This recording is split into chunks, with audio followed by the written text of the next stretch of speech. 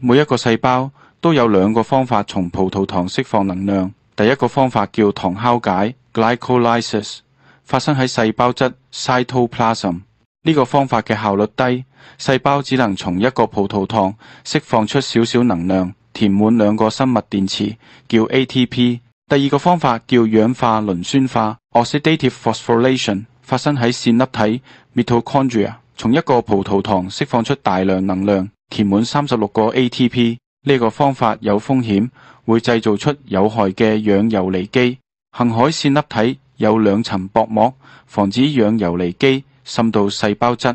若氧游離基真嘅滲到細胞質，便會撻住一個機制，令細胞凋謝，又叫自滅 apoptosis。喺呢方面，有一個叫 Warburg 嘅學者發現癌細胞只用低效率嘅糖酵解，因為癌細胞嘅線粒體嘅薄膜有缺陷，以致癌細胞盡可能不啟動氧化磷酸化。但如果可以促使癌細胞亦都用氧化磷酸化去釋放能量，癌細胞嘅線粒體特別容易滲出氧游離基，癌細胞便會自滅。